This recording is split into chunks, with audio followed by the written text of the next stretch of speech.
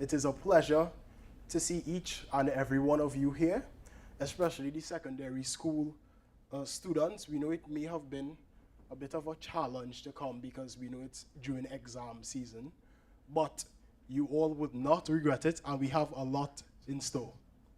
So, firstly, I want us to become a little bit more warmed up for what we have in store, so I would like at least like around 5 people to tell me their name, the school they're coming from, their form, and one thing they believe to be true about actuarial science.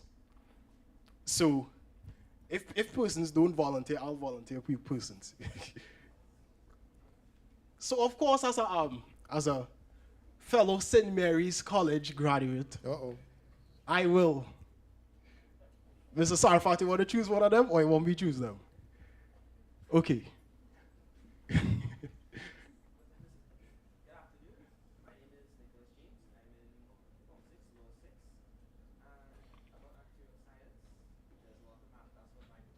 A lot of math. That is true. A lot of math. Okay. All right. That is true. Another one. Even if you're from the actuarial science degree program, Shireen, you? Name, degree, yeah. One thing.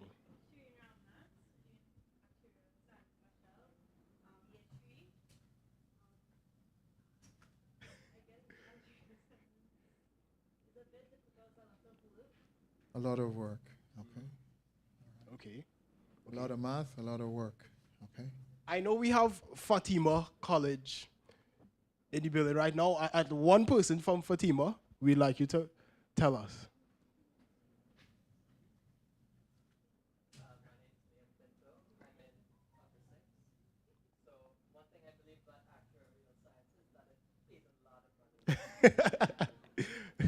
Pays a lot of money. Okay, okay. We'll take, yes, we have holy name there. Yes.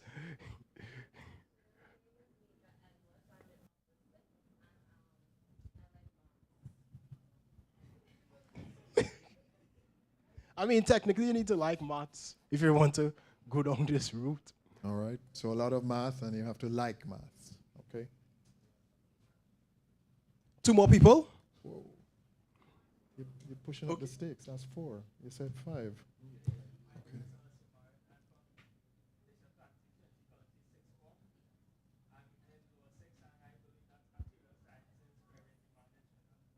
Very much in demand. Okay.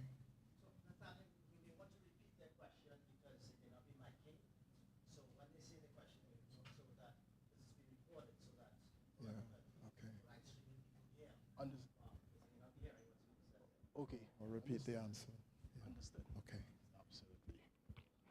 So that was 5 out of 5. Okay. Bonus, 1 more person. And we actually, 1 more. Okay, CIC again. Well done.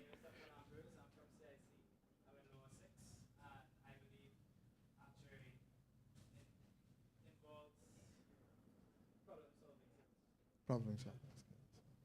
Repeat the answer for them. So, from St. Mary's College, he believes that in actuarial science, there's a lot of problem-solving skills that are required, which is Okay. accurate. Okay. So, again, my name is Nathaniel Gomes. I'm the president of the UWI Actuarial Sciences Club at St. Augustine. And it's filled up a bit more now. We are very delighted to have each and every one of you here today. And again, I will say we have a lot in store. Keep your all's ears open because a lot of information is going to be passed today. So our esteemed guest is none other than the immediate past president of the SOA, the Society of Actuaries, which is the largest actuarial body in the world, holding over 30,000 actuaries. He's also a fellow graduate of the University of the West Indies, Moda campus. Mr. Robinson holds titles of FSA, Fellow of the Society of Actuaries. MAAA, member of the American Academy of Actuaries, and FCA, fellow chartered accountant. No, no. It's fellow of the Conference of Consulting Actuaries. Well, Right. guys, Google can be wrong. Okay.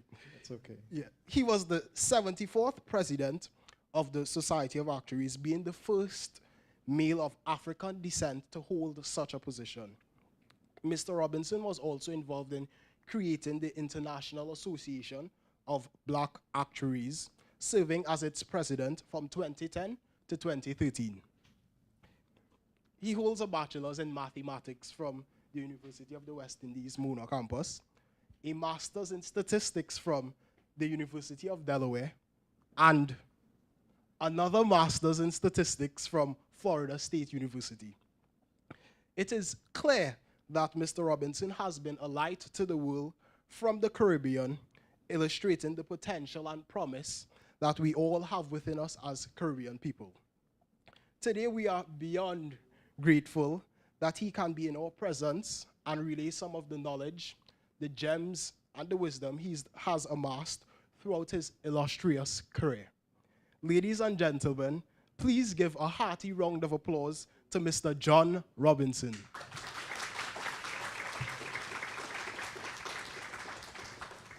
Thank you.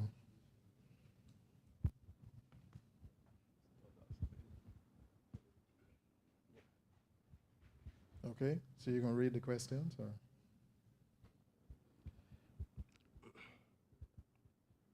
The way we structured this is what I call a scripted interview, where he asks me some questions and I will provide the responses. And then after that, we will open it up to Q&A. So while he's figuring that out, I just want to thank you all for having me here today. Certainly is my privilege to share what I can of my experience with you and hopefully encourage you in your journeys to either complete a degree.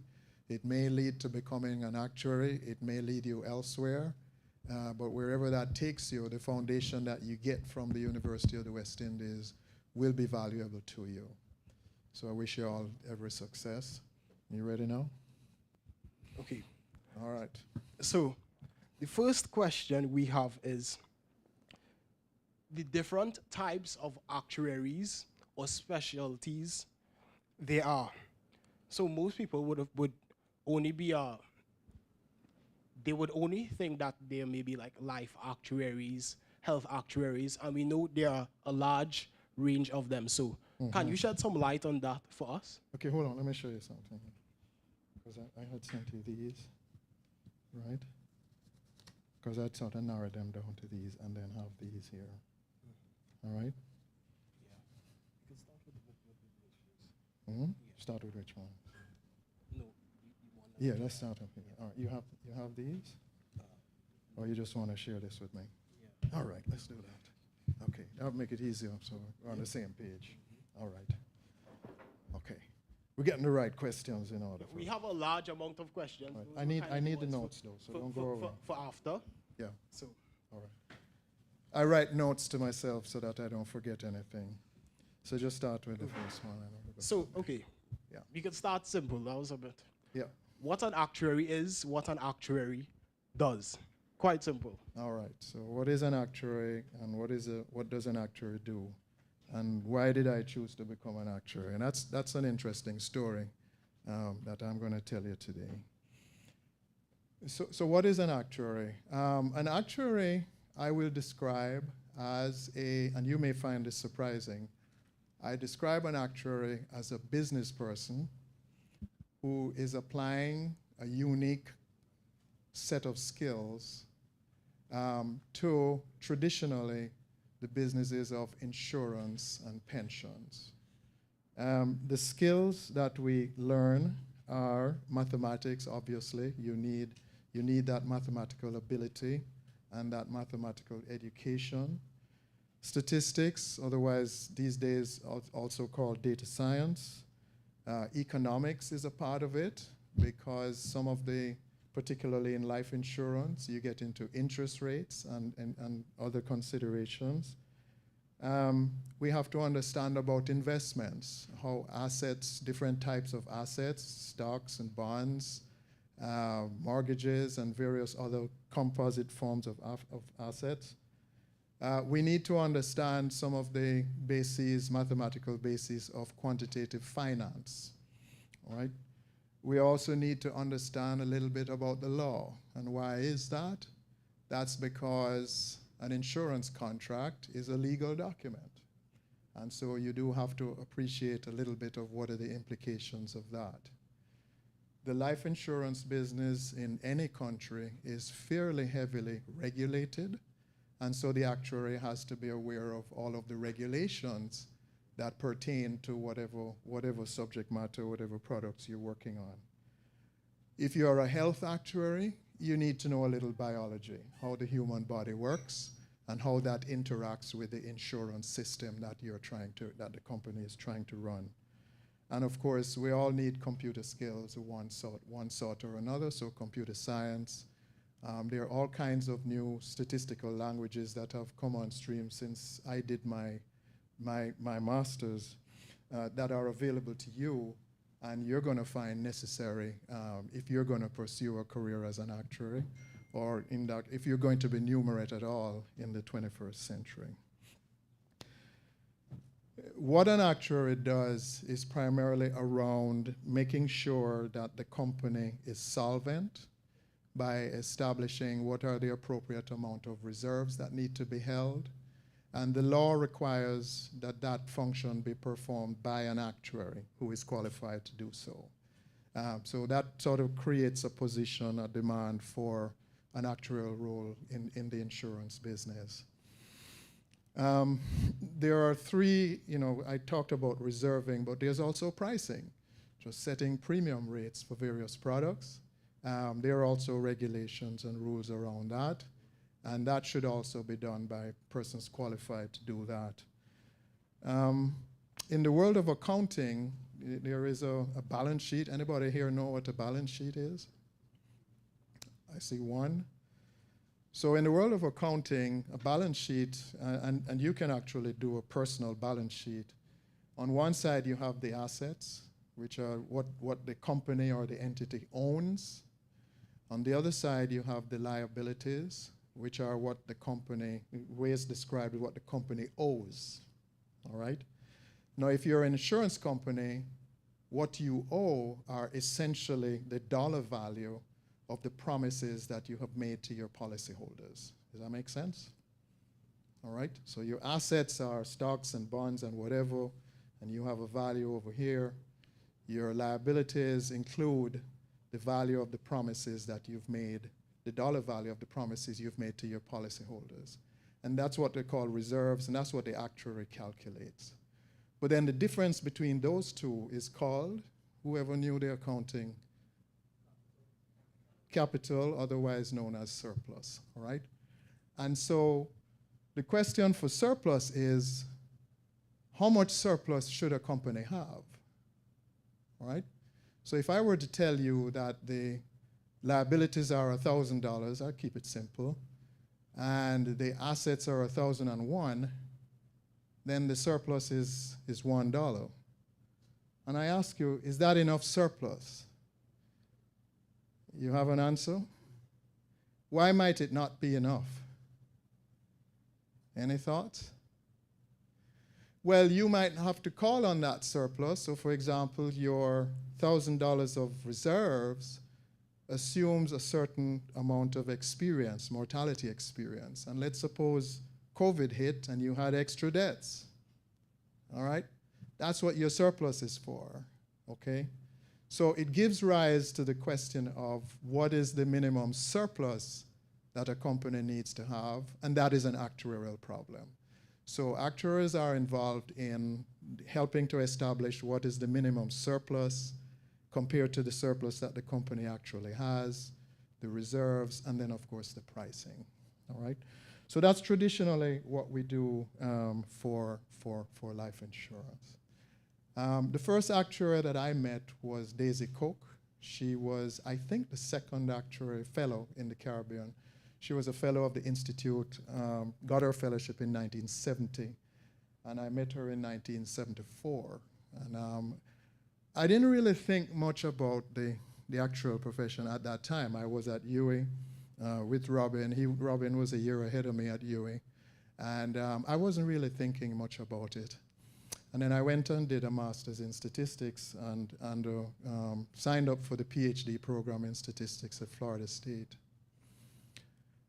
And then I came to a crossroads. Anybody want a little romance in this story? All right, so I came to a crossroads. So in 1982, I turned 28, and I was at Florida State, and I had a beautiful honey waiting for me in Kingston. So at the same time, I was invited by a very eminent professor to do a PhD with him, right, under his advice. PhD, statistics. I wasn't really turned on by research, to be honest, but there was that option to work with an eminent professor. So here are the choices. PhD, statistics, and it could have led anywhere. I could get a job in industry as a statistician or academically as a statistician. The alternative, return to Jamaica, become an actuary because I knew that was one of the few things I could do in Jamaica, and continue the relationship with my Jamaican honey. So what should I choose? What would you choose? Jamaican honey. Well, I chose the honey. So that's why I became an actuary. No, it's not exactly why I became an actuary, but it was a part of the decision to become an actuary. And so I chose the profession at the time not because I knew all about reserves and surplus and assets, but because I was aware of the challenge that it presented, and I thought I could handle that challenge. And indeed, the bar for entry was not really that high in that sense. Nowadays, I would tell young people that if you're going to become an actuary and get into an insurance company or something, an actuarial employer, you need to do a lot more than what I had to do. The world has changed quite a lot.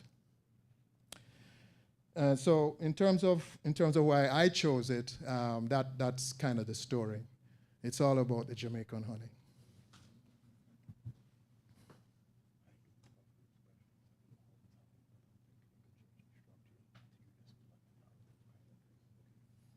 Mm-hmm. Okay. All right. So what's next? What do you want to do next? Yeah, okay. All right. Okay, so the next question that Nathaniel asked me to address is about the Society of Actuaries. What is the role of actuarial organizations, and in particular, what is the Society of Actuaries? So I'll talk a little bit about that. The actuarial profession was founded back in the 1800s. And there were a few people called actuaries who worked in life insurance companies. And once their numbers grew to what they considered, large enough, they decided to form themselves into actuarial organizations. And so that tradition has continued to this day. So the first such organization was the Institute of Actuaries in England that was founded in 1848. And there were, I was not able to find out how many people founded that. The second one was the Faculty of Actuaries in Scotland, and that was founded by, I think, 38 members about 8 years later, 1856. The third one to be founded was in the United States, and that was then called the Actuarial Society of America, and it eventually became what is now the Society of Actuaries, and that was founded in 1889. So the actuarial profession from the beginning has tended to be built around groups of actuaries coming together to form an organization. The whole idea of exams came along later because, you know, once you have a group, you have to figure out how are people going to get into the group. And so they created the whole process of doing exams. So it's a very old process as the way to become a fellow of whatever institution it is. Now, as the profession has evolved, the actual profession in any given country, or in the case of the Caribbean Actuarial Association or region, basically has 5 different components. The first, you need to have some kind of credentialing process, some kind of process that says who is an actuary and, you know, by converse, who is not. The SOA has its own exams, the IFOA has its own exams. Many institutions offer exams, but many don't. The Caribbean Actuarial Association does not. So the Caribbean Actuarial Association accepts members, people who have designations from other places. So you need some kind of educational process, credentialing process that identifies who is an actuary and who is not. You need a code of conduct. Any profession needs a code of conduct. It's usually just a 3-4 page document that lays out the principles and the rules that those members agree to live by and to be judged by, right? So you need a code of conduct. You need standards of practice. Standards of practice is what is the appropriate way for actuaries to do things. And so in the US, we have a set of standards of practice. There are about 56 of them, and they address all different forms of insurance and all kinds of other related considerations. So as a profession, we have to adhere to those standards of practice. You also then need discipline. If someone does something that's wrong, there needs to be a mechanism whereby that person is brought to justice. And maybe it wasn't wrong after all, and they are, you know, acquitted, as it were, so to speak.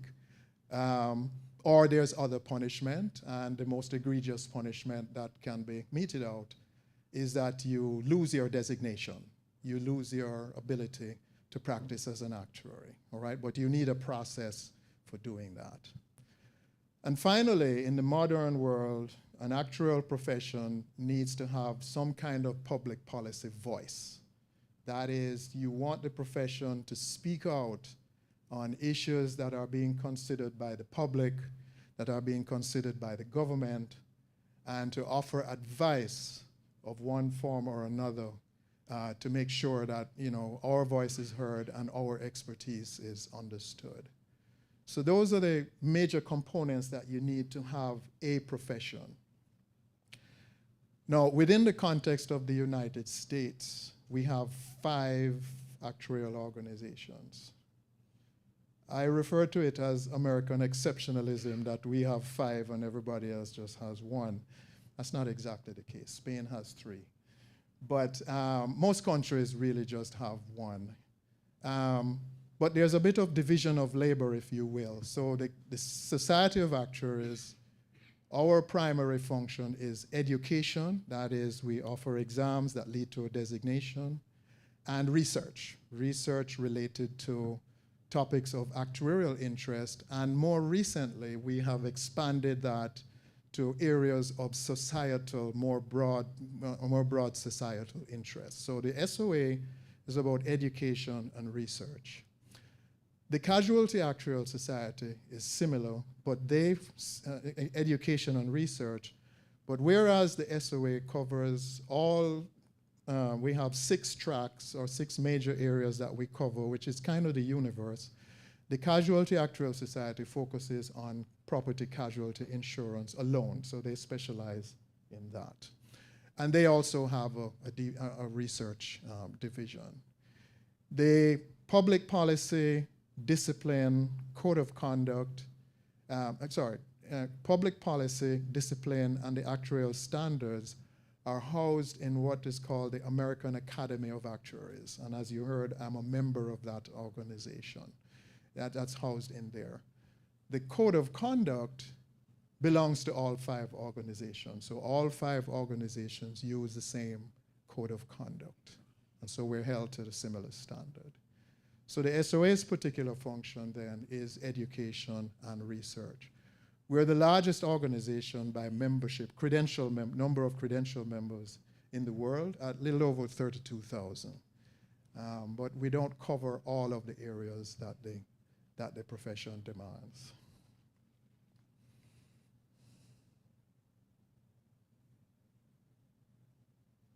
Okay. So I just keep going? All right, so the next question that he asked me to address is one, I'm not sure I'm qualified to address it, but I will mention, I'll do what I can. The current status of the actuarial profession in the Caribbean, and what would you like to see to the future, meaning me. So as I mentioned just now, Caribbean actuaries have designations from other places. Traditionally, the UK, you may be a fellow of the Institute, or what's now the Institute and faculty, because the organizations in England and Scotland merged in 2010. Many Caribbean actuaries are fellows of the Canadian Institute of Actuaries, or fellows of the Society of Actuaries, and there are probably a few that are fellows of the Casualty Actuarial Society, small number. So the designations come from all different places. What I find to the credit of the actuarial profession in the Caribbean is that we've had actuaries in life insurance since the 1970s. And I say that because as I travel around the globe, there are several countries, particularly in Africa, where they don't have any actuaries. And there are some places where the insurance companies don't think they need them, right? That is generally not true in the Caribbean in respect of life insurance. It is somewhat true in the Caribbean in respect of property casualty insurance, where the companies may feel like they don't need actuaries.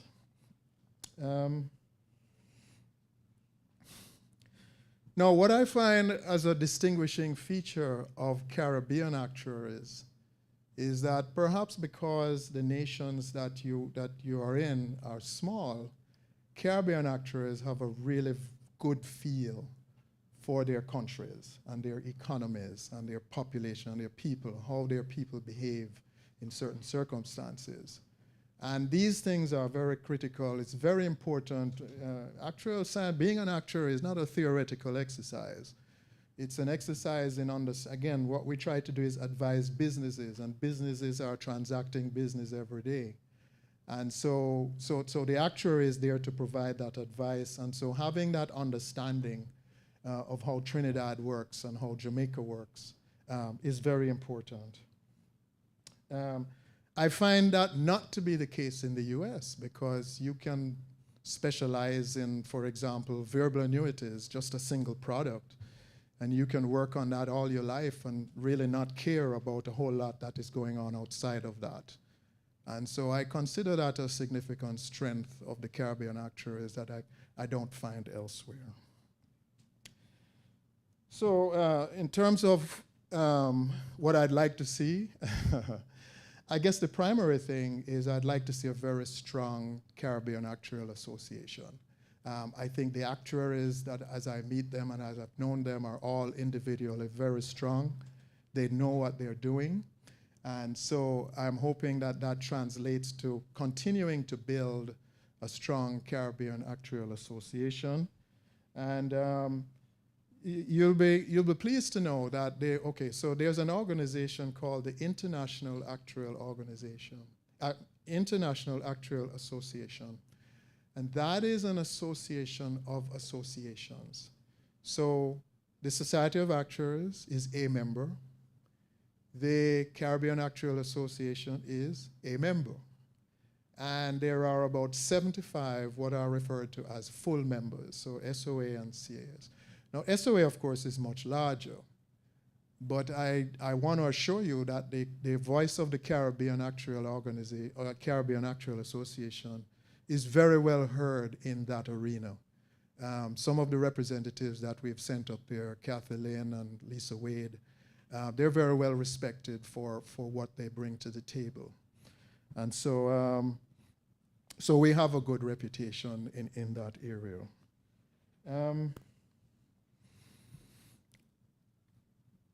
The profession globally is pretty small. The IAA has, as I said, 75 full members, and the way it works is that each association pays dues to this IAA, all right? And the dues are like $50. Yeah, $50 per year per member. So the SOA has 32,000 members, so we take 32,000 times 50, we send that money off to the IAA.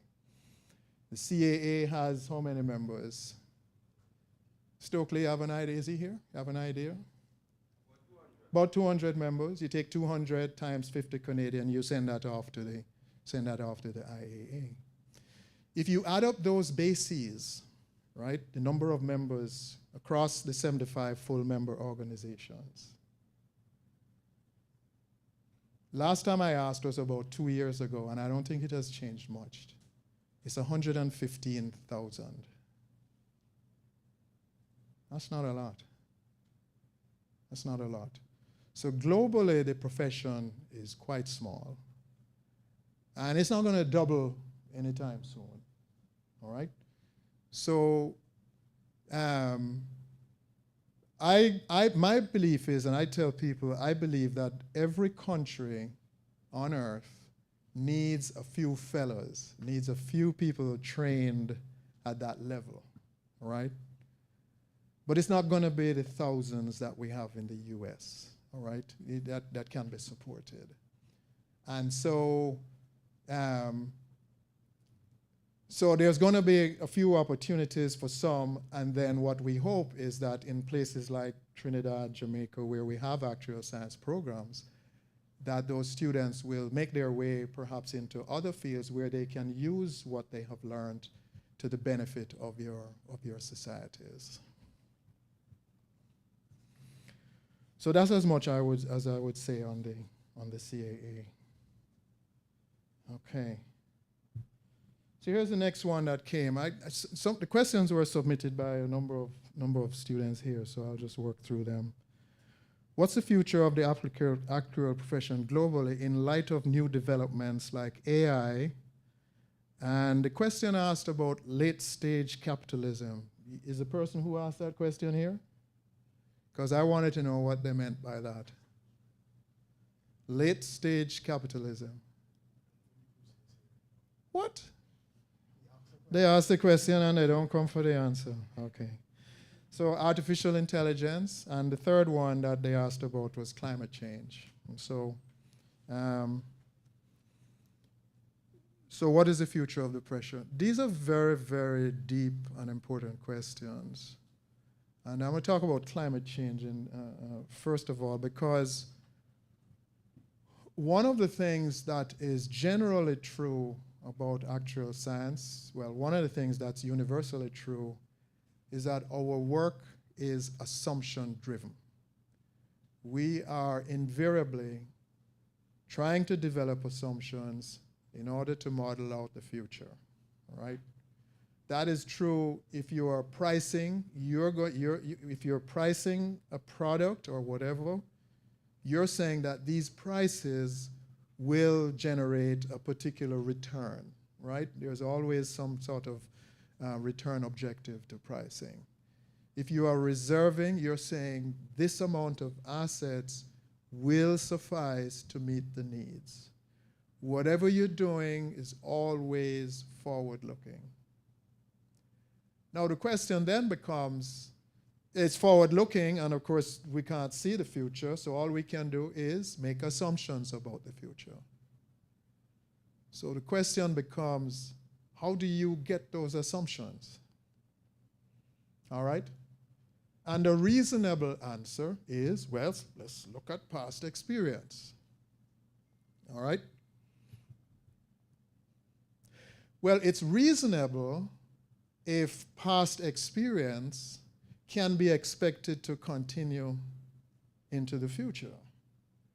And that is generally true, or has been, for things like mortality. It doesn't change a whole lot, and you can do that. And so people at the Society of Actuaries, they get a whole bunch of mortality data, and they convert it into mortality tables, which then actuaries like Stokely and me use to calculate certain things. And we feel pretty comfortable because it's based on past experience. Climate change. The future is not going to reproduce the past.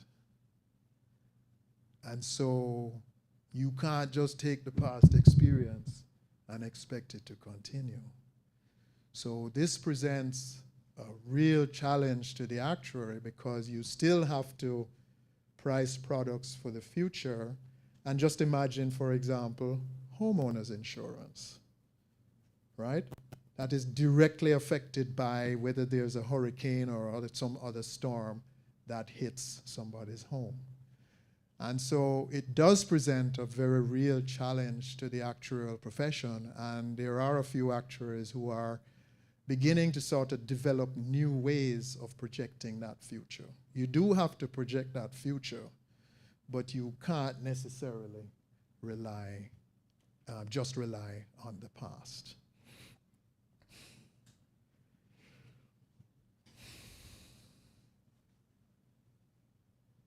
Okay. So I'm going to turn now to a different topic, which is about leadership. As president of the Society of Actuaries and president of other things before that, I'm first of all a leader. And what does that mean? So, what is leadership? What do you think? Give me a word for leadership. Word or two. Anyone? Responsibility. Anything else? Empathy. Empathy. Anything else? Sorry? Confidence. All right. Anything else? Are you defining leadership or just attributes that you think leaders need to have? When you say confidence? Attributes. Okay. Anyone else? Respect. Okay, I can deal with that. All right. Ambition. Yeah. Mm-hmm. Yeah. To some extent, you have to have that. So yeah, my first leadership role, I was about 7 years old, and I was in the Cubs at my elementary school, and they asked me to be the leader of my team of 6, and that was my first time. And then later on, as a teenager, I got elected president to my church youth group. And so I got, this whole idea of how you get elected or being elected, what that means, and what the responsibility of the president is all about, and sort of leading the team and so on and so forth. So, but at that time, and eventually I became president of the IABA, as you heard, and I think certainly as a teenager coming up, I never gave any thought to what is my philosophy of leadership. You just sort of did what you thought made sense, right? You just did it as you thought it should be done. And so my philosophy of leadership has sort of evolved retrospectively, looking back at what I have done, and I define it as leading is influencing. All right. Anything you can do to influence the direction of something, you're providing leadership, whether you are the designated leader or not. If you are the president or not, or you're just a member or whatever. As long as you're providing, as long as you're influencing the direction of things, then you are leading. And so that's kind of the philosophy that I have. And so anyone can be a leader in that sense. One of the things that I had as a challenge, my last job was as a life insurance regulator for the state of Minnesota. Now, the United States has 50 states plus Washington, D.C., plus 5 what are called territories. And so these 56 entities, each of them has its own insurance regulatory office, all right? So I was a life insurance regulator for the state of Minnesota. But all 56 entities come together under an umbrella organization called the National Association of Insurance Commissioners, the NAIC, all right? So I was, most times that we were doing any kind of rulemaking or discussion of rules, it involved multiple states. And so I would be in discussions with lots of actuaries from other states. And if it was something technical, like having to do with that surplus management that I talked about, or surplus evaluation, there would be technical experts. These are actuaries who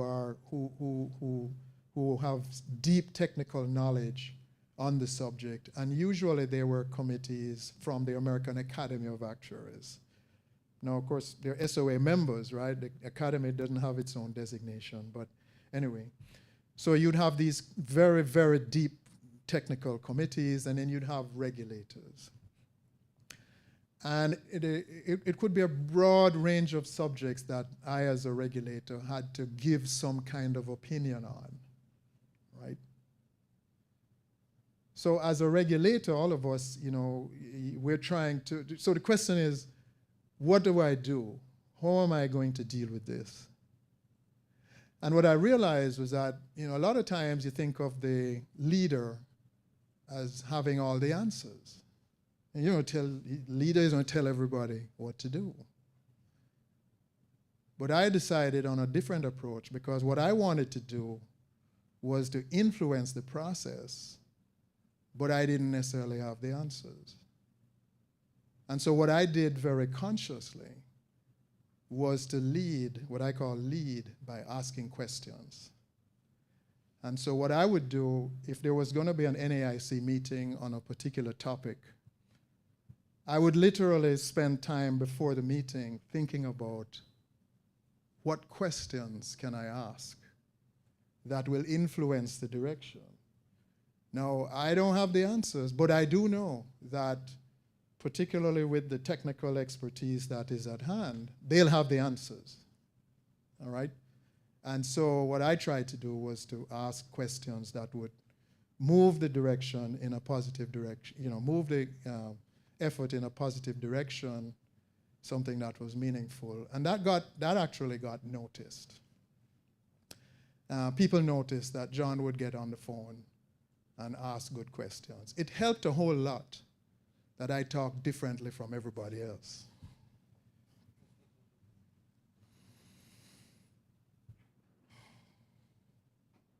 Why did I run for SOA president? I don't know, so that I could come here and stand in front of you and brag about it. You know, I've told you that leading is influencing, and my leadership career started when I was about 7. In 2010, well, when I finished at UWI, my first job was teaching high school. I taught O-level and A-level maths at Excelsior High School in Kingston. And I was only there for 2 years. And in the second year, they needed a member of staff to run on the school board, because they had just started the practice of having staff represented on the school board. The government wanted that.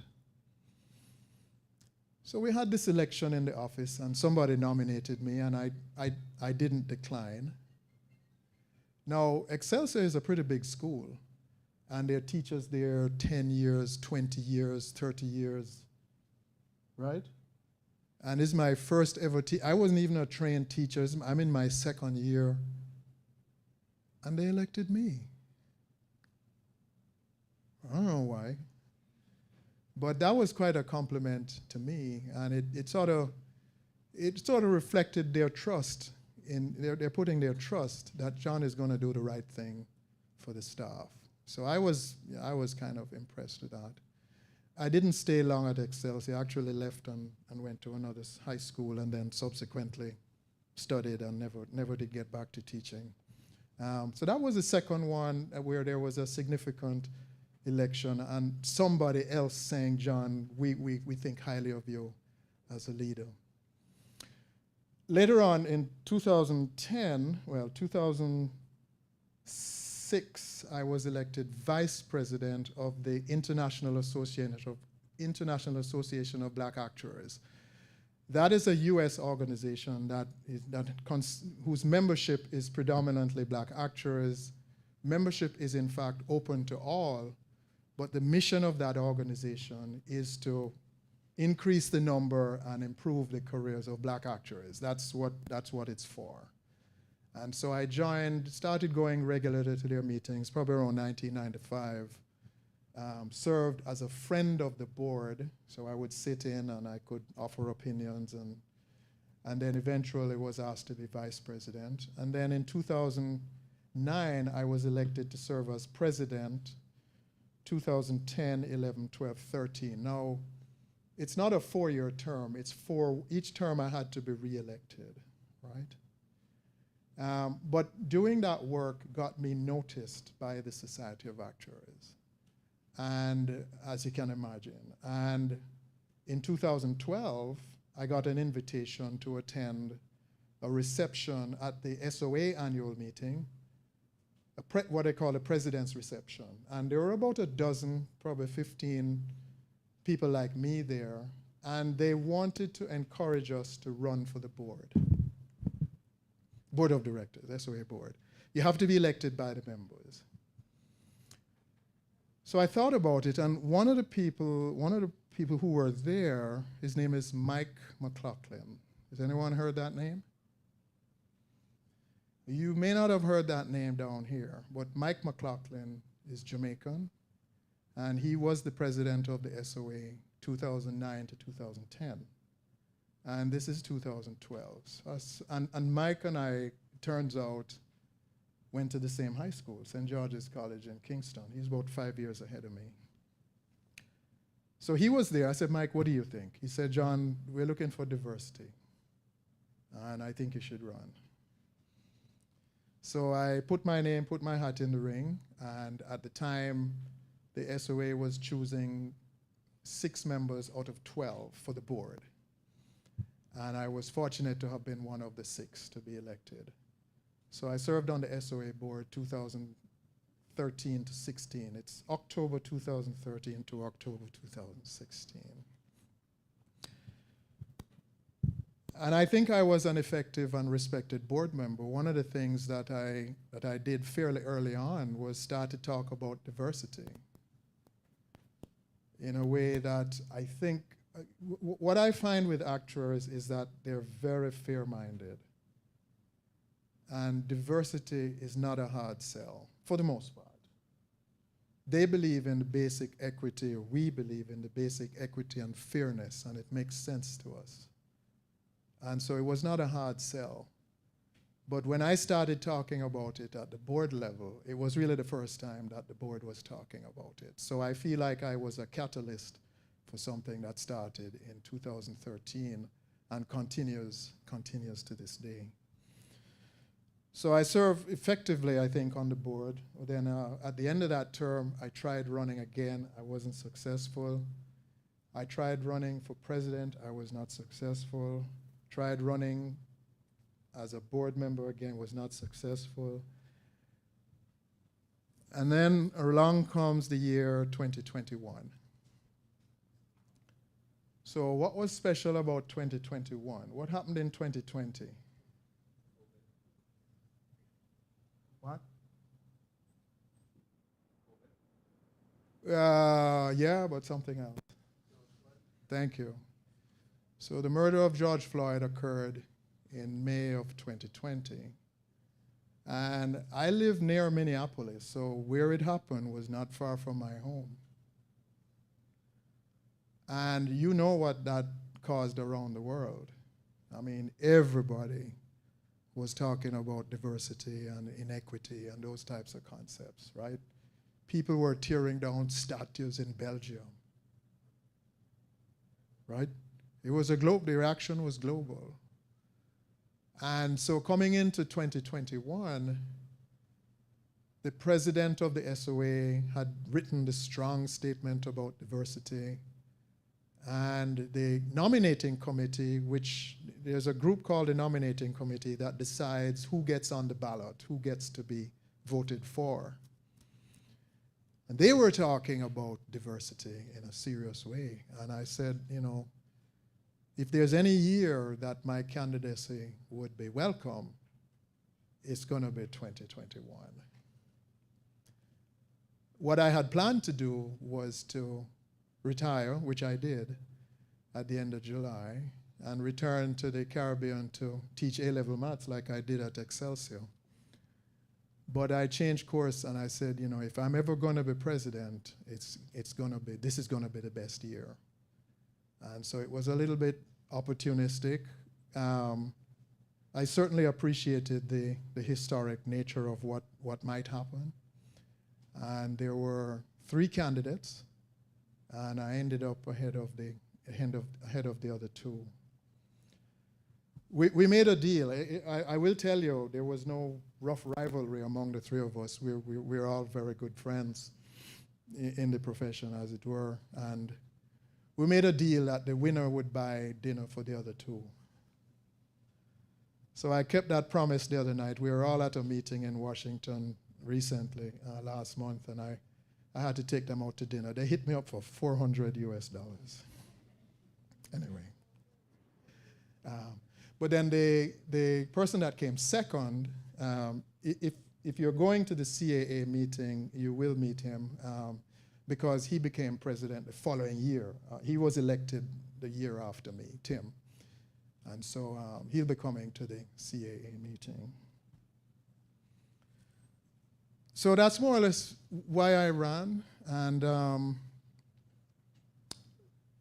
one of the questions you always ask yourself when you get this type of role is, what am I supposed to do? You know, how am I supposed to behave? One of the things that's true about the SOA board, and is generally true in nonprofits, is that I don't go to the board representing a constituency. I'm not there to represent black actuaries. I am there using my particular perspective to look out for the organization as a whole, all right? We don't come in, you represent this, I represent that. No, it doesn't work that way. We're all trying to look out for the organization as a whole. And that's the spirit in which we take it. So I find the board very insightful. I'm always surprised at some of the things that I hear from board members, always quite profound, and everybody trying to pull together to make the SOA better.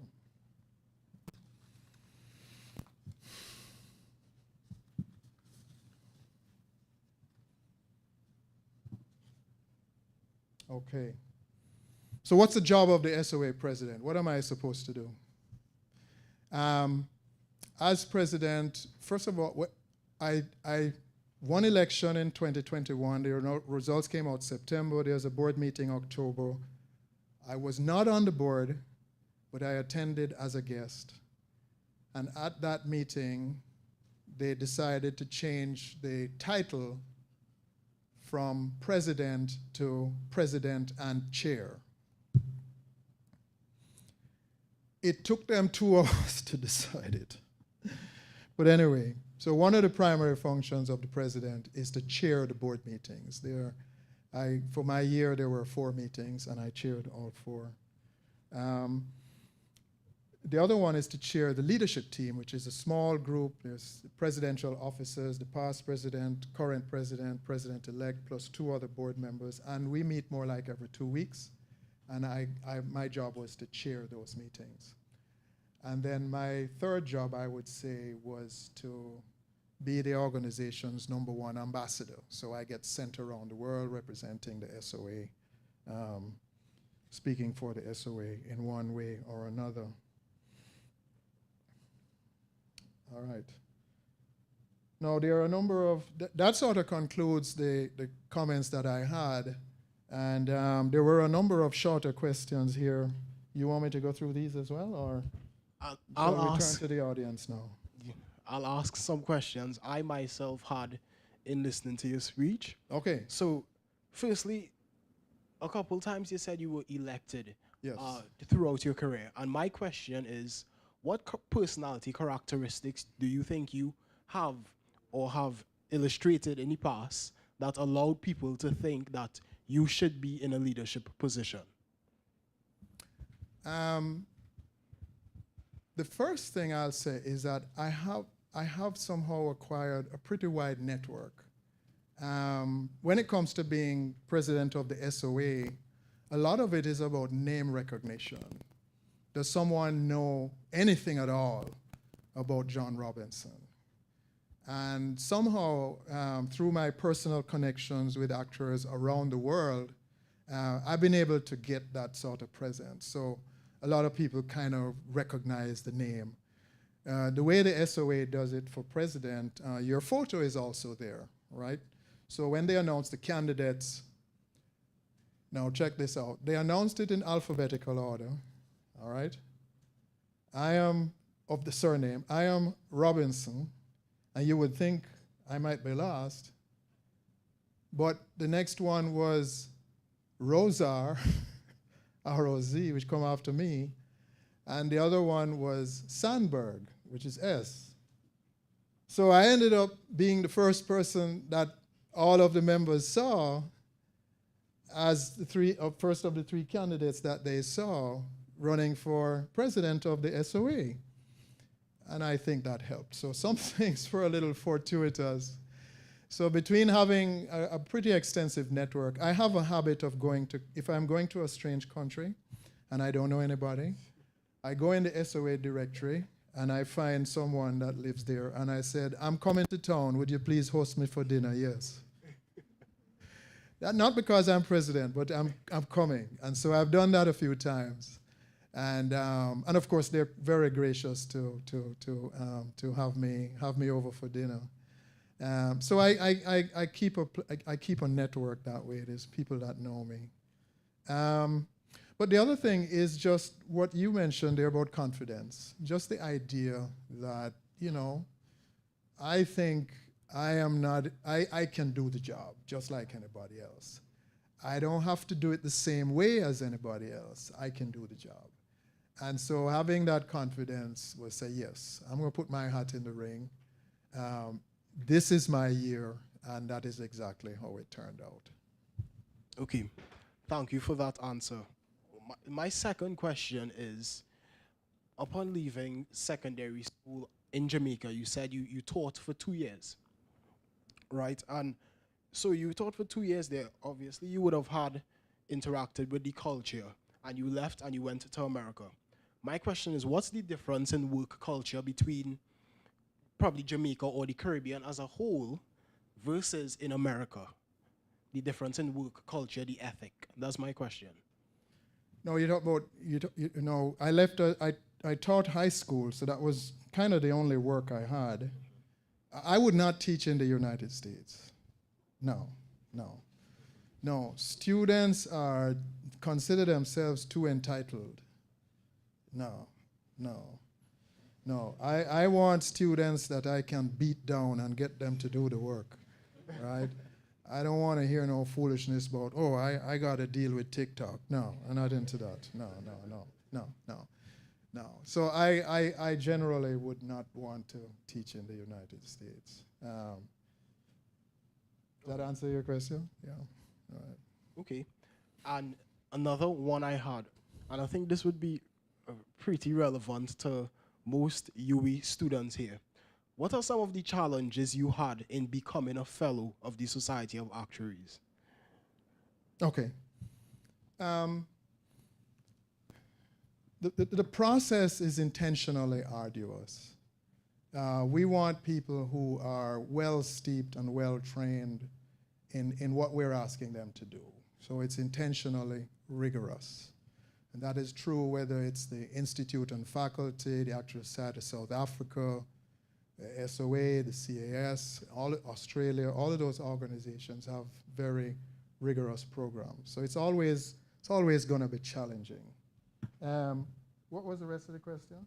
Some of the challenges you yourself experienced. And so in my case, I did my first exam, I told you I did when I was at Florida State, and I was doing a master's in statistics. So I did the statistics exam, which at that time was called Course 2. And I got a 10. And I went back to Jamaica. 10, of course, is the highest passing grade. I went back to Jamaica, and there were 4 more exams for fellowship, for associateship, and I got 3 10s and an 8. So my resume had 4 10s and an 8. And so part of it was just the fact that those exams were a lot of mathematics and statistics related, and I could lean into them fairly easily. So I got my ASA in 1984. Now, fellowship was a totally different ball game. The material is all different. The method of answer is essay questions now, none of this multiple choice thing, right? And the method of preparing for the exams is very different. For the associateship exams, it's similar to what you would do at A-level. Practice, practice, practice, right? Once you get to the fellowship exams, it's a whole different type of ball game. And I did not adapt to this new environment very well. So initially, I did my first fellowship exam in 1986, and I didn't pass. And then 1987, I may have passed 1, and then 1988, I didn't pass, and in 1989, I may have passed 1, and I wasn't passing on a consistent basis. And I realized it was because my study technique was incorrect. What I needed to do was to create a set of notes, and this may sound a little horrible.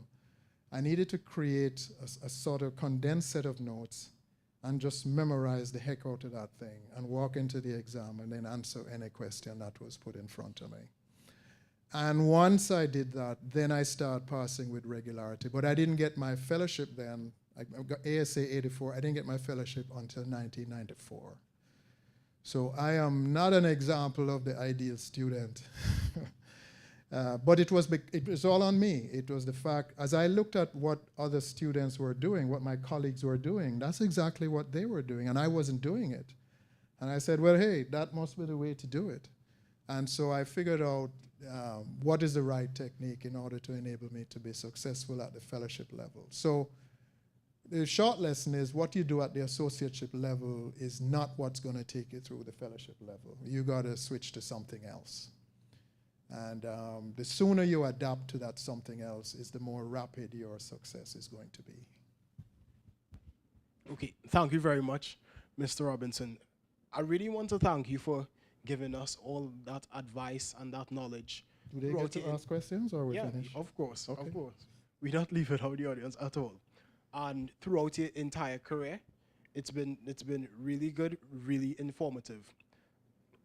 Notwithstanding, I'm sure the audience, the secondary school students, as well as our UWI body right here, we would have a lot of questions to ask. So we'll open up the Q&A session right now. So anyone, if you all have a question for the immediate past president of the SOA, yeah, okay. On the chat as well. Yeah. So hands up. I'll come to you and you'll get the mic to ask the question. Okay.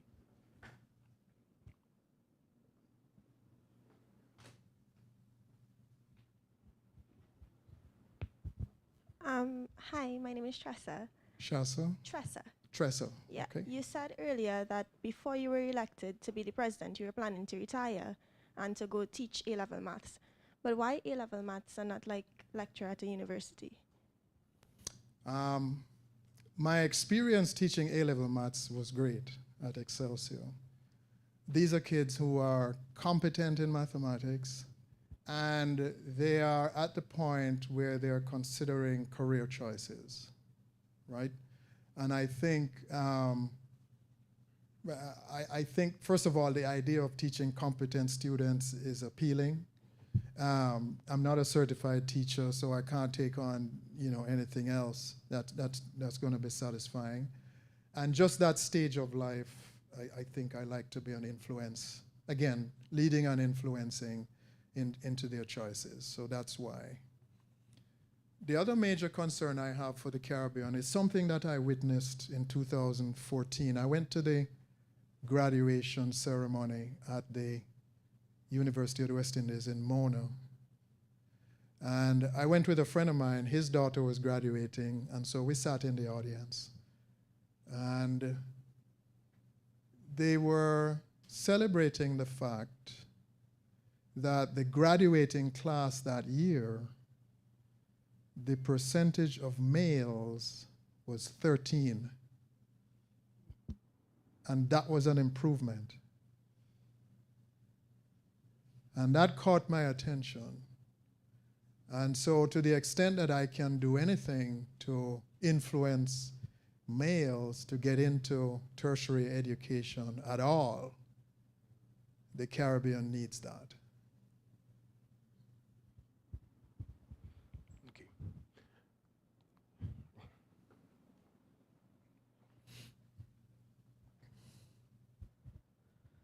Afternoon, Mr. Robinson. Sure. My name is Jabari Austin.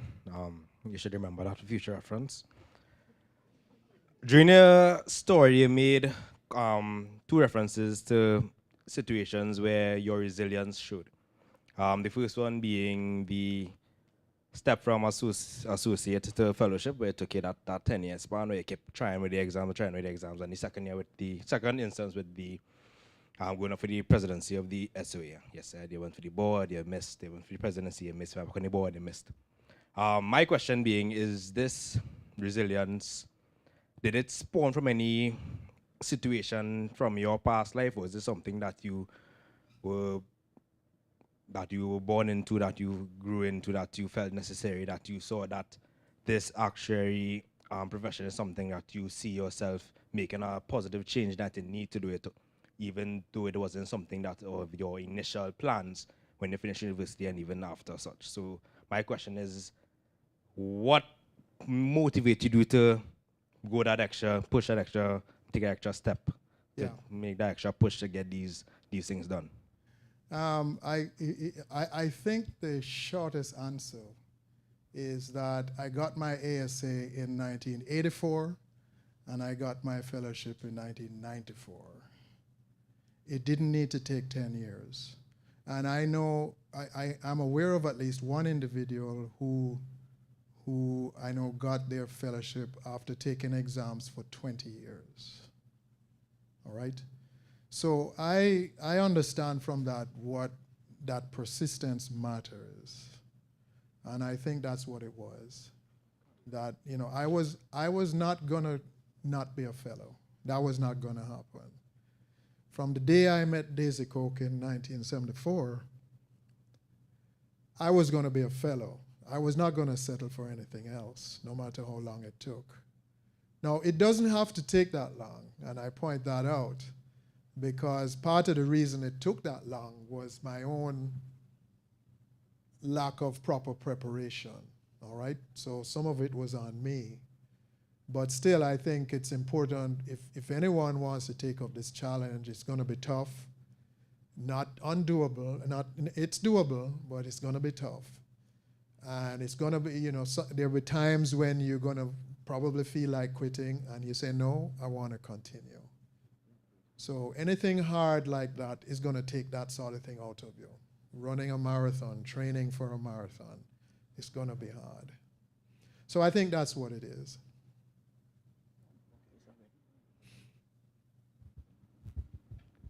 Does anyone else have any questions? There's a hand on. Oh, you're multiple. You're closest. Okay, hi, good afternoon, Mr. Robinson. I watched your video, well, there was a video on the SOA YouTube channel where you were like passing the baton to the next president. And you mentioned that one of the things you were most proud of was changing like the pathway to get the FSA like title. And I was wondering, how come you wanted in the first place to change the pathway to get the title? So that's my question. All right, so let me clarify a little bit about what that pathway change is, all right? When I was coming up, well, actually, when I started, there were, 10 exams. That's it. Everybody did the same 10 exams, all right? Gradually, the process evolved, and the SOA's process does evolve, and it does change from time to time, to where you get your associateship, and that's a common set of exams, but then for fellowship, they had 6 specialty tracks. So you could do life, I don't know if I can name them, life and annuities, health, group benefits, retirement, quantitative finance and investment, and I'm missing one. ERM. Okay, so, and what the SOA said was each candidate has to choose one track, all right? So if you choose the life insurance track, you're not gonna do anything in pensions. If you do the pensions track, you're not going to do anything in life insurance. And my argument, I wrote to the SOA several years ago, and I said, this is not the best way to do it. And the reality is that while specialization may be meaningful in the context of the United States, I was finding, for example, when I talked to my brethren in Nigeria, he says, hey, the company has health, P&C, and life, and they want me to do all of them, right? So I made the point that forcing people to study a single track decreases the organization's global relevance because we're not meeting the needs of 90% of the countries out there if we force people to specialize. And that is why I have said several times in speeches that the change that they made to not require this specialization is my favorite change. And what has happened now is the new system will have 4 exams. 2 of them will be required to be from one specialty, but the other 2 will not. So you can actually now get some kind of specialized education in 3 fields. You could say, I'm going to do 2 life insurance, 1 pensions, and 1 P&C. And particularly for actuaries who might be thinking of consulting, and particularly if you're thinking of consulting in a place like Trinidad, right?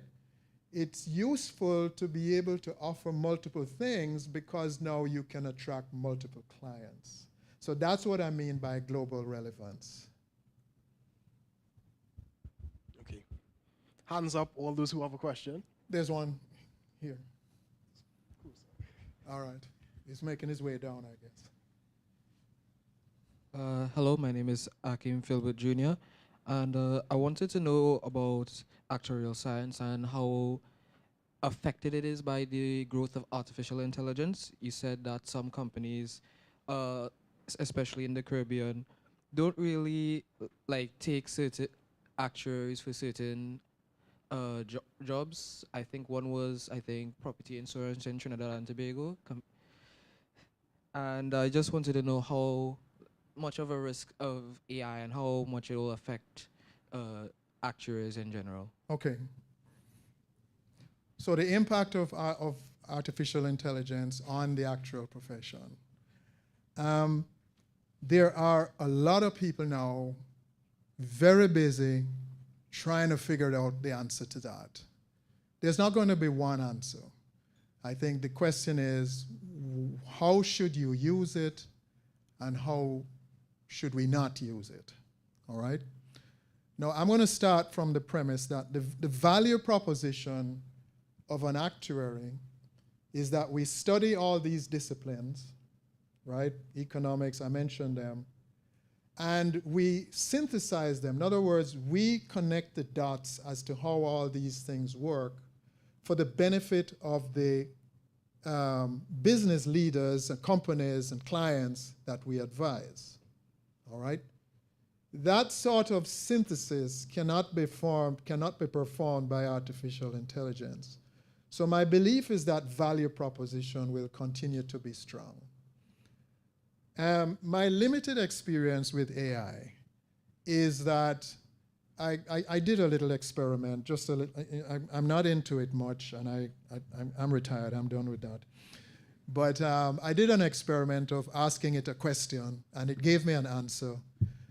And the question had to do with a certain person in history. And I asked ChatGPT, if you like, tell me about so-and-so. And he gave me this very glowing review. Now, I happen to know something that that person did, which is not so nice, which is not in history is not. So I said, how come you didn't mention that other thing? So ChatGPT came back to me and said, oh, I apologize for the oversight. And a few more things. So then my last question was the same as my first question. Tell me about so-and-so. Very different answer, all right? So I concluded that AI and ChatGPT in particular is not necessarily a source of truth on the first bite, all right? And that makes that changes the game quite a lot. You can't just ask it a question, get the answer, and expect that the answer is right.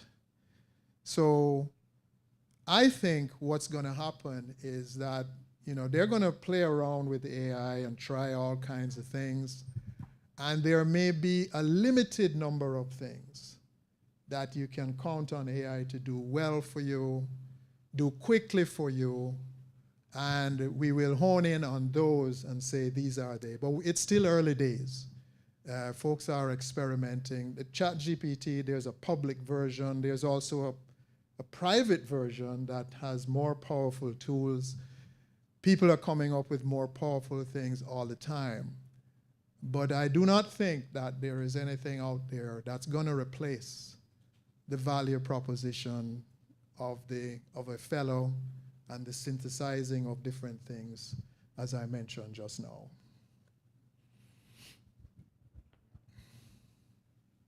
Down here had a question, unless you finish. I just want to make a quick comment on that point. Sure. The question that you asked was a similar question that was asked that when I was going to leave Fatima and start studying actuarial science, people were saying, well, with the advent of computer technology, the field is going to become obsolete. Nothing could have been further from the truth. The more powerful the tools became, and the people that had the expertise to use the tool, the more powerful the users became, right? Did actuaries become obsolete because the calculator was invented? No. It meant they were able to do more powerful calculations. I think the same will be true with AI. AI was actually around when I was in university, and it's just evolved the same way the abacus has evolved into the scientific calculator. It hasn't made actuaries obsolete. It's made them more powerful. I'll just leave you with that thought.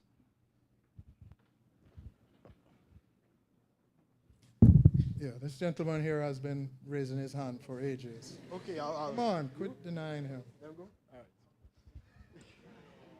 Hi, yes, my name is Nicholas James. My only question is, could you give us an idea of how many new members the SOA gets, like every year, yearly, monthly, and how often do new members join? I do not have the answer to that.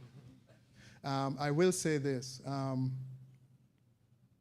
What I can partially answer is that in order to become a fellow, the last step of the process is what's called a fellowship admissions course. Now, you're already an ASA and you're already a member. So when you become a fellow, you just become a different class of member, all right? And there are, I would want to say, 2 or 3 of these fellowship admission courses every year. And I attended one last year and I attended one this year, and each one had about 160 new fellows. Now again, that's not new members, that's just new fellows. So at that rate, you're talking about 500 to 600 new fellows per year. And that is globally. I mean, you know, wherever they are, they have to do that fellowship admissions course. That much I do know. But I do not know the corresponding number for ASAs, because those would be new members, yes? In a given year. I don't know what that is. If you really want to know, send me an email. You can find my email address on the SOA website, and I can ask the powers that be inside the SOA to answer that for us.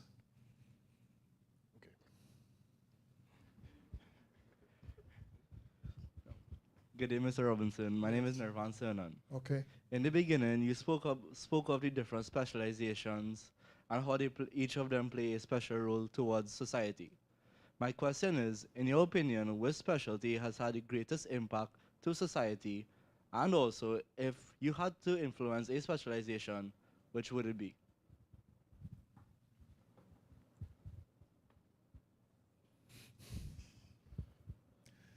I don't have any way to measure the former in terms of impact.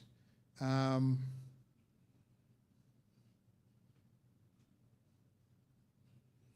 don't know if you could measure impact simply by the number of people who are in each specialty. And I don't happen to know what that is. Now, I will say the property casualty business, there is a whole separate society, the Casualty Actuarial Society, that specialize in property casualty, and they must have, I think, about 7,000 members, where we have 32,000 members. But of course, we have 6 different specialties. So impact, I'm not sure I have a good metric even to begin to measure that. But what I will say is that as a general premise, and this is something that, you know, a lot of time we think about the mathematics and we think about the challenge of the exams. But the reality is that whatever area you're working in, as long as it's somewhat related to insurance, pension, sort of the traditional thing, which is most people, and perhaps even beyond that, the impact that we have on the world is many, many, many times our number.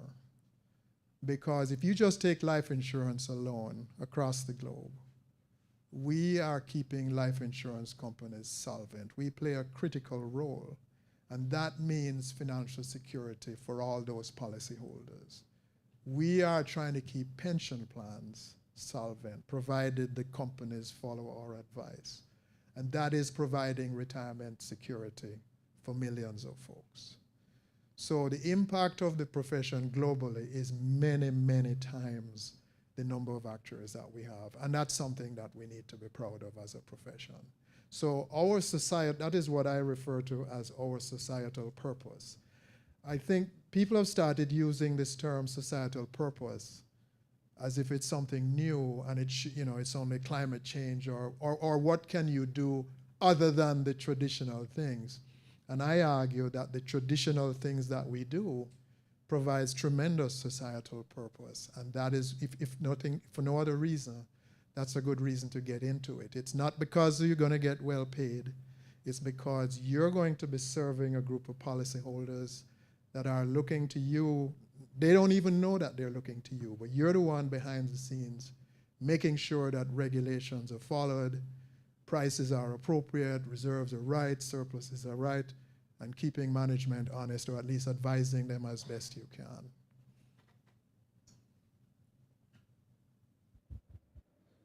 So I have a question. All right. In light of what is just said, that actuaries are well paid, my question is, why exactly are actuaries so well compensated? Why? Yeah. Because why we're worth it. Eh? You know, okay, so the reality is that the market places a value on our services, all right? We don't do it ourselves in a vacuum. The market places a value. I, as a life insurance regulator, unfortunately, the market places a lower value on my services working for the government than many actuaries, senior actuaries in many companies, all right? I love the regulator role because, you know, they're getting paid the big bucks, right? They're getting paid the big bucks, and I get to make the rules that tells them what to do. So that's kind of sweet, right? I have that influence. So I'm willing to trade a few dollars for influence, all right? But it's really the market that decides what folks get paid in the long run. And it's not just us. But I don't think there's any actuary that's not worth what they're being paid. Okay, thank you. Afternoon again, Mr. Robinson. You again? Me again. So you were speaking about the rigorousness of the exams as well as the high demand of actuaries, yet the very low number of that there are globally.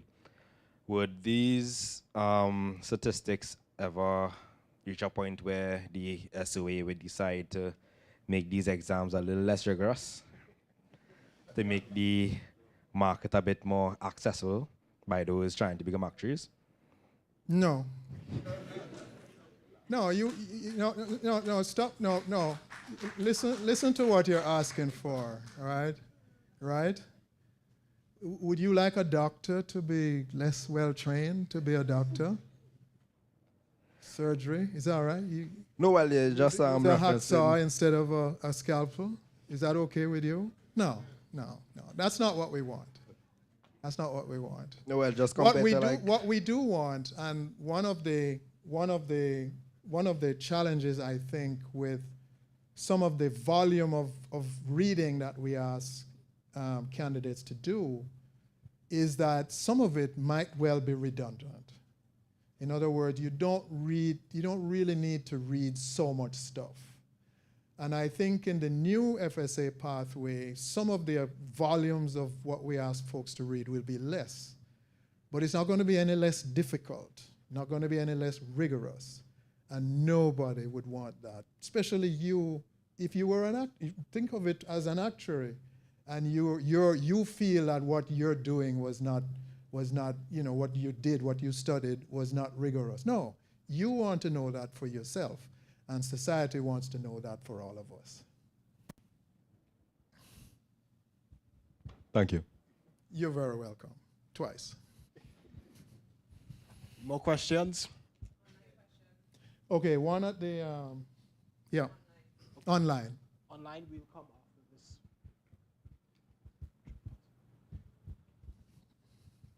Afternoon, Mr. Robinson. My name is Christian Neoto.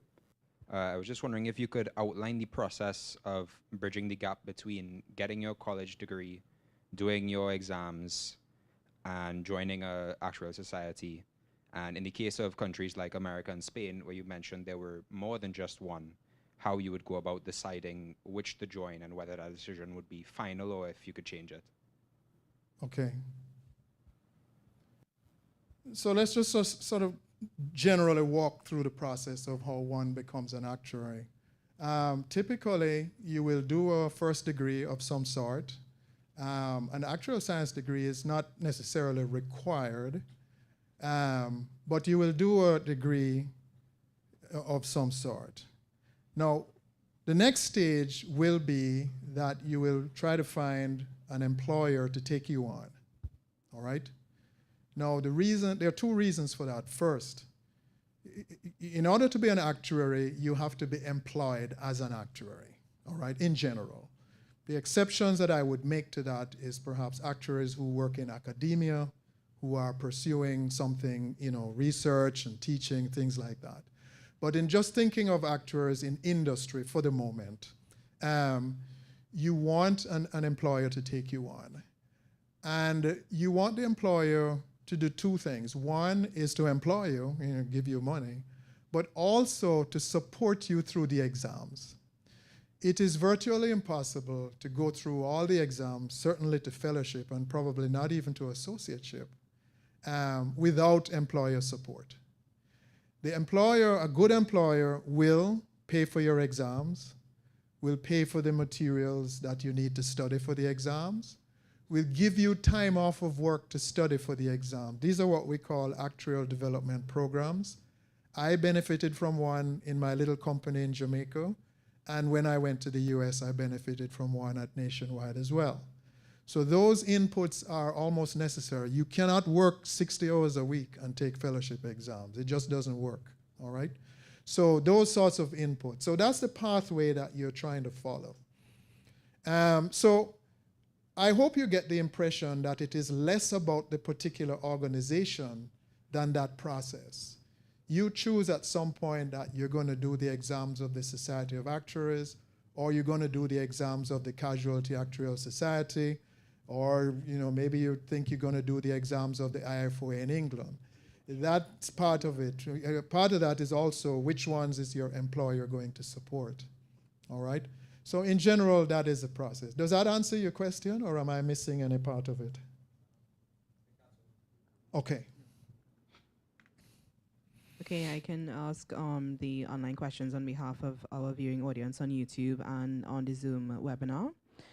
So firstly, from a viewer from Nigeria, they ask, in a country like Nigeria, where one does not really have access to a mentor in the field, what can one do, or can you suggest or recommend a roadmap to become an actuary within a stipulated time? From the discussion that I just had, there are a couple things that are pretty much 100% needed. You need to be employed as an actuary. You won't be employed as a teacher and take actuarial exams. It's not going to happen. And so if my friend from Nigeria wants to become an actuary, at some point you have to engage with an actuarial employer that will take you on. Now, once you're inside that company, whether it's an insurance company, a consulting firm, or whatever, then you might seek a mentor within the company, or as you get into the community of folks who are taking exams or others, you may find mentors. For example, I could be a mentor for someone in Nigeria, all right? But the critical steps are going to be getting into employment. And so, anyway, yeah, that's how I would answer that. Okay, thank you. Yep. Some others from our viewers on Zoom. Were there any misconceptions that you had from before becoming an actuary that you may have realized only during your career? Misconceptions that you had prior to becoming an actuary? No, I can't think of any misconceptions. I will say that when I started out, nobody talked about an actuary as being a business person. And I came to that understanding several years into it. And I share that understanding with people wishing to enter that profession now, because that is critical to your approach. I say you have to be employed as an actuary. You can't just go to an employer and say, I can do math, give me work. It doesn't work that way anymore. If you go to a life insurance company, you need to be able to say, hey, I know a little bit about life insurance. I know what universal life is. I know what traditional life is. I know what term life is. I have some rough idea. And part of it is just the competition. But part of it is you want to persuade the employer that you know something. Why would you go work for a car company and not know what a car is? You know, that's my analogy. And so, you gotta show them a little bit. So I wouldn't say it was a misconception, but I will say that when I started out, nobody really expected me to know anything about or have an interest in business. That came along later. And they're asking about your work-life balance. How did you manage preparing for examinations, managing your work and your personal life?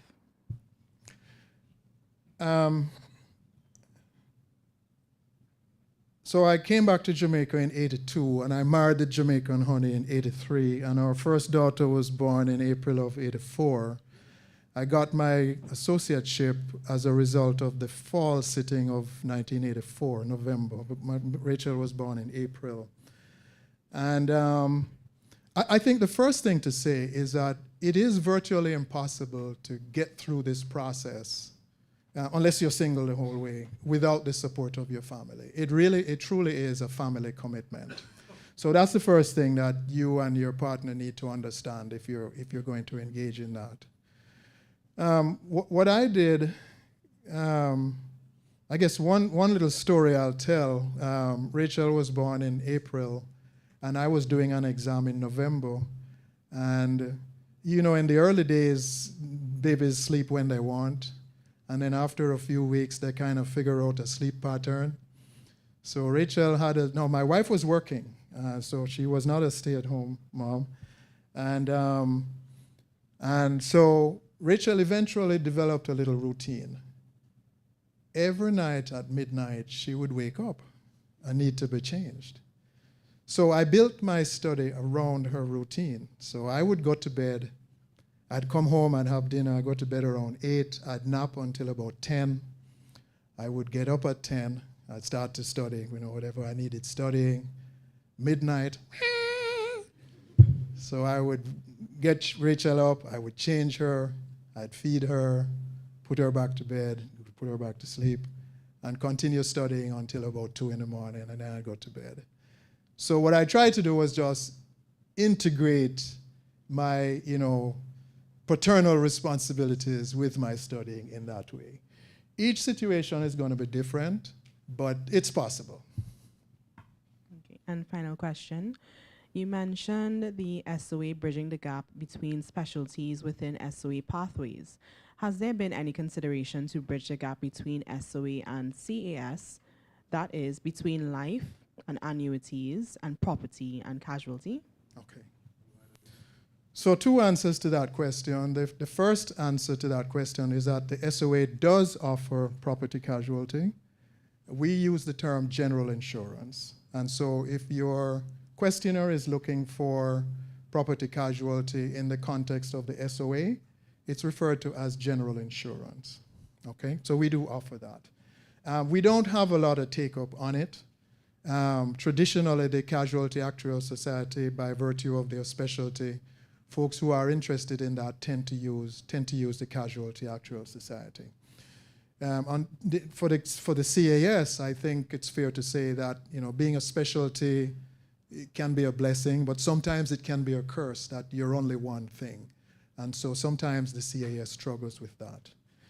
Now, the other part of your question, which I don't know if that was what they intended, was we've had over the years discussions and attempts at merging the 2 organizations, all right? And they've been unsuccessful. The first one that I'm aware of that happened was 2011, and the president of the SOA, as you've probably gathered, is the largest of our organizations in the world, and some people ascribe to that a certain amount of power. So the president of the SOA got up, and instead of giving a speech about family and slavery that I did, he went up and declared, without sharing that notion with anyone, that the SOA, the Academy, and the CAS must merge. He did that on his own. Needless to say, it caused a huge amount of consternation and bad feeling that just because he was president, and not only that, like I say, he had not even consulted the board. So that was not the position of the board of directors of the SOA, that was just his personal position. And it caused a lot of bad feeling among the organizations for many years, and I think some of that bad feeling persists until today. There was a second attempt around 2018, and this time the leaders of the SOA and the leaders of the CAS were actually talking to each other.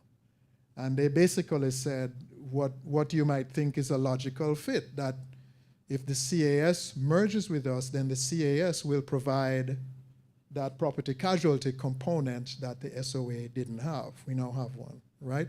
So On the surface, it would seem like a decent way to do things. But the reality of mergers of this type is that organizations have cultures, right?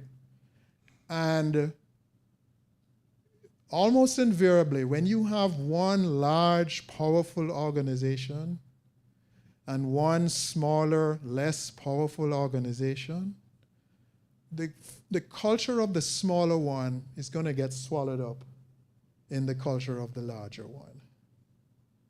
And so, as you can imagine, the CAS is a smaller organization. They're very proud of their organization. They really like their organization. And the thought of being absorbed into another bigger organization and losing some of that cultural character was too much for them. And so the SOA board voted to approve, and the CAS board, now, one thing the CAS board did was they consulted with their members. So the CAS board sent out a survey and said, what do you think? And basically the members, enough of the members said, hell no, to where the board said no. So their board turned it down, and so that ended there. There is no appetite at this time for any type of, discussions of that type, and so each organization just proceeds on its own. But it's all very respectful. At least on my term, nothing blew up, which is nice. Every once in a while, because there are 5 organizations, somebody does something that another one doesn't like, thinks it's their turf and things like that. But we've been at peace now for we've been at peace now for some time, and I expect that to. There's no reason for that not to continue. But merging is not in the cards. Okay, thank you. And okay, come on.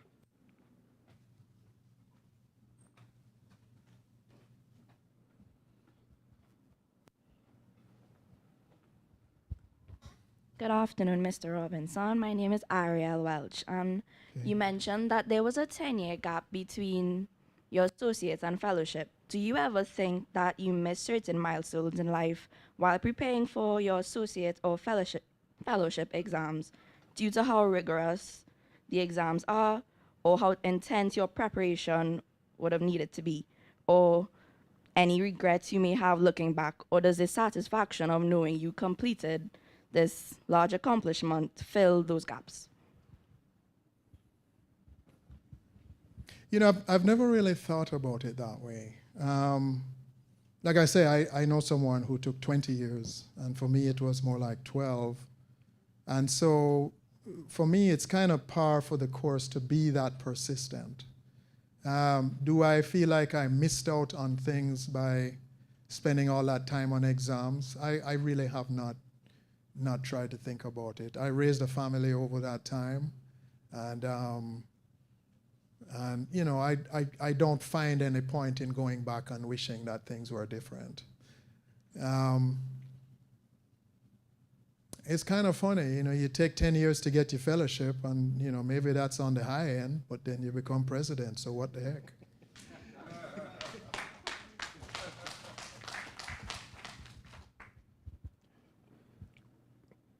We're drawing closer to the end of the event, so we'll take everyone who has a question. Could you put your hands up, please? 1, 2. Okay, perfect. Those would be the last 2 questions. All right. Good afternoon again. My name's Liam Pinto. So you mentioned that there's a pretty big shortage of actuaries nowadays. So I'm wondering, particularly in the Caribbean, if there's been any efforts to increase engagement or make it more accessible for secondary and university students to sort of get into actuarial science, whether it's through internships or scholarships or even competitions. Yeah. I don't think I said there was a shortage. I said the profession is small, and I really don't think that the demand for actuaries is going to double in such a way that we now have 80,000 globally. All of a sudden, we need 160,000. I don't think that's going to happen.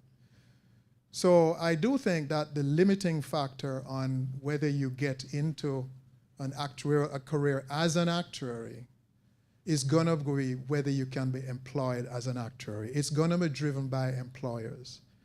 Because if you're not employed as an actuary, unless you're doing research or teaching, as Stokely is, you're not an actuary. And so it's going to be driven by the demand that comes from the companies. Now, as I move around the world, I find that there are countries in which there are several companies that, and even life insurance companies, that don't think they need actuaries. And I think that makes no sense. And the reason I say that is that life insurance regulation, and I'm a part of that machine, is only getting more and more complex.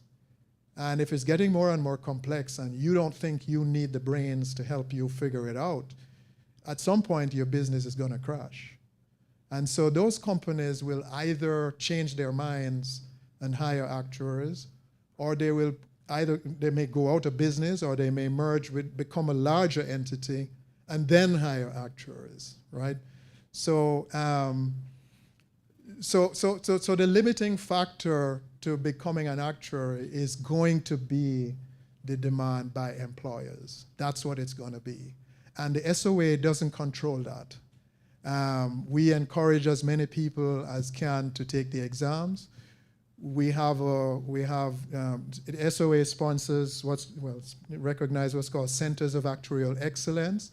So we promote excellence in the academic presentation of actuarial science, but we can't tell employers what to do. And in the end, that's what's going to decide it. Yeah?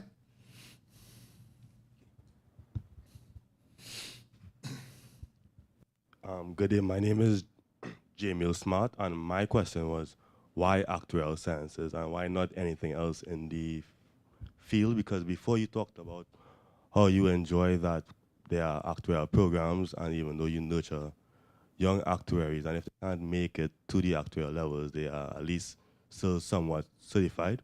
So why you yourself decided to go to the top and aim for becoming an actuarial scientist? What is the alternative that you suggest? Well, for example, CPA. Why not? Yeah, why went straight to the top and not like an accountant? Okay, well, that's a different profession. No. If you want to be an accountant, be an accountant. An accountant is about history. So the accountant's job ends with the financial statements that concern the past, whether it's the past year or the past 6 months or whatever, all right? They're looking at income statements and balance sheets and so on that are studying the financial history and record keeping and all of that of the past. The actuary, as I said earlier, is forward-looking. The accountant is not forward-looking. So those are not comparable, all right? So if you want to be an accountant, that's a different universe. If you want to be an actuary, that's a different universe.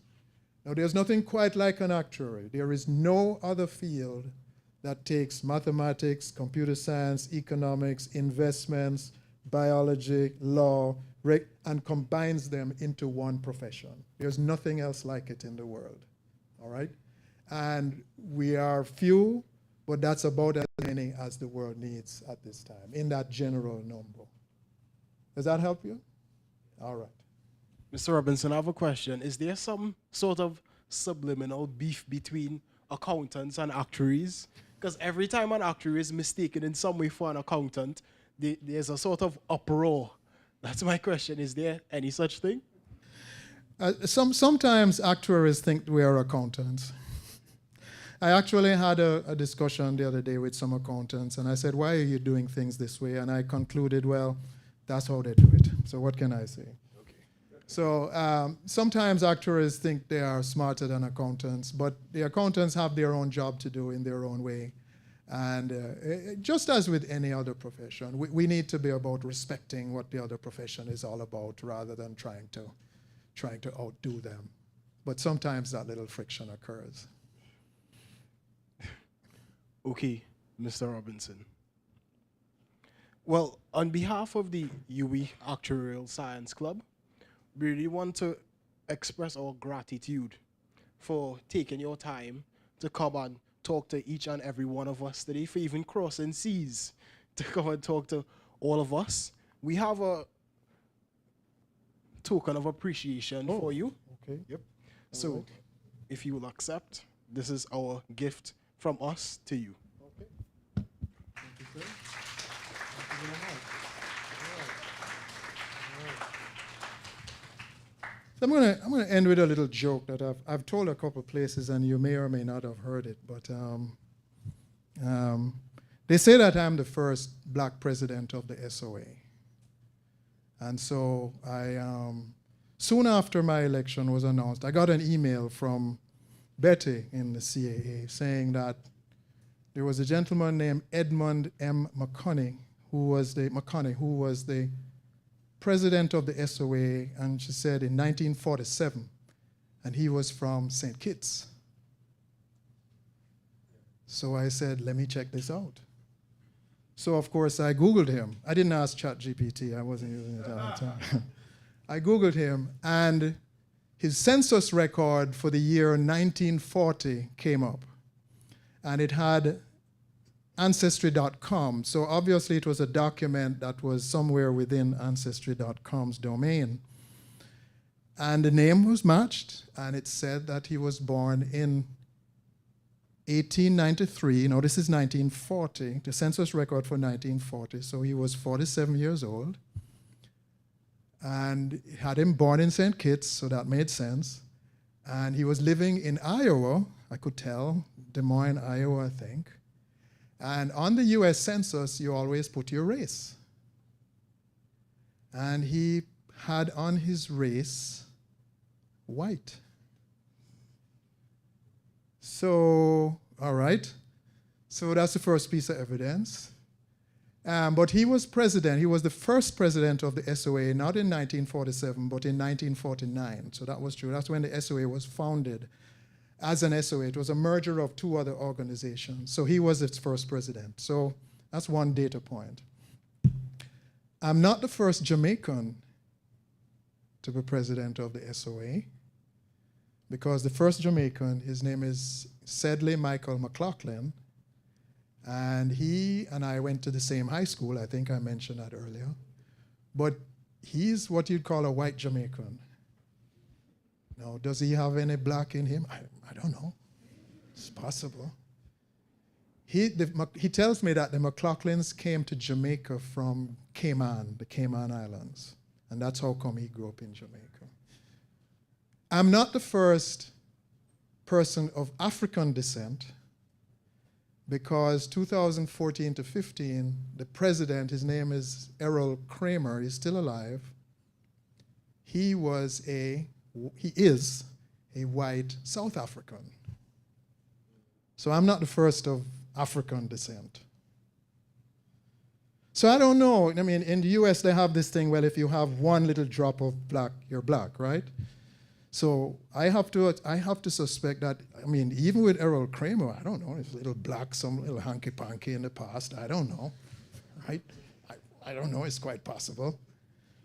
So it's possible that I'm not the first black president, but I'm pretty sure that I'm the first openly black president. So I'll go with that.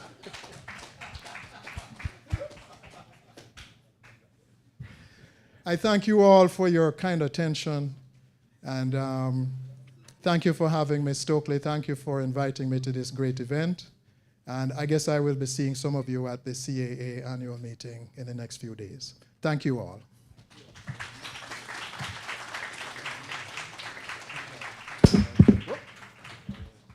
Okay, so everyone, food will be coming to the front. We have some, yeah, we have some refreshments, and we have drinks behind. You have an announcement? Picture? Picture? Oh, yes. With this?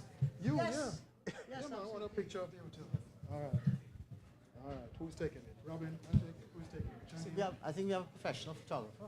Oh. Yeah. Okay. Works for me. Take the shit out. You want me to take it out? Yeah. Was this your choice? Got anything to do with this? No, unfortunately. No? Okay. Go and get the photographer's attention. Oh, it's a shirt. Get the photographer's attention. What? Oh, man. Thank you, man. Thank you. Get the professional photographer. Your size, everything. Yeah, my size, everything. Okay.